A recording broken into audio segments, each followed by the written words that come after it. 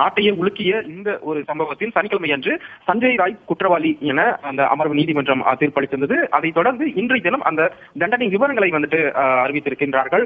அவருக்கு சஞ்சய் ராய் குற்றவாளி என நிரூபணமாக இருக்கக்கூடிய நிலையில் அவருக்கு ஆயுள் தண்டனையானது விதிக்கப்பட்டிருக்கின்றது. மேலும் 50,000 ரூபாய் அந்த அபராத தொகையும் விதிக்கப்பட்டிருக்கின்றது. மேலும் மாநில அரசு சார்பாக உயிரிழந்த அந்த பெண் மருத்துவனுடைய குடும்பத்தினருக்கு 17 லட்சம் ரூபாய் வழங்க வேண்டும் என நீதிமன்றம் உத்தரவிட்டிருக்கின்றது.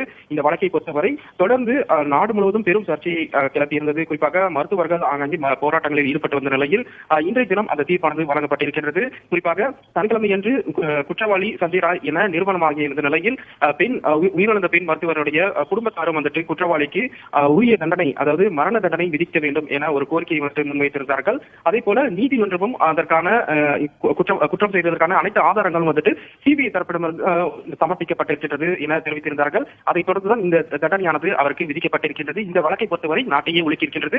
குறிப்பாக சுமார் 5 மாதங்களுக்கு மேலாக சிபிஐ அந்த வழக்கு பதிவு செய்து விசாரணை நடத்தி வந்தது. 100க்கும் மேற்பட்ட நபர்கள், குறிப்பாக அந்த மருத்துவமனையில் பணிபுரியும் மருத்துவர்கள், ஊழியர்கள் என அனைத்து தரப்பினரும் அவர்களுடைய அந்த வாக்குமூலங்களை பதிவு செய்திருந்தார்கள். அதே போல சம்பவம் நிகழ்ந்த இடத்தில் குற்றம் சுமத்தப்பட்டிருக்கக்கூடிய அந்த சஞ்சய் ராய்னுடைய தொடர்புடைய பொருட்கள் இருக்கின்றதா போன்ற பல்வேறு விஷயங்கள் ஆய்வு செய்யப்பட்டிருந்தது. ஆதாரங்கள் சேகரிக்கப்பட்டிருந்தது. அவை அனைத்துமே நீதிமன்ற விசாரணையின் போது நீதிமன்றத்தில் சமர்ப்பிக்கப்பட்டதன் அடிப்படையில் இந்த தினம் அந்த நீதிபதி இந்த தீர்ப்பை வழங்கியிருக்கிறார். ஏற்கனவே அவர் குற்றவாளி என சனிக்கிழமை அன்று நிரூபணமாக இருக்கக்கூடிய நிலையில் அவருக்கு ஆயுள் தண்டனை விதிக்கப்படுவதாக இன்றைய தினம் அந்த தீர்ப்பானது வழங்கப்பட்டிருக்கின்றது.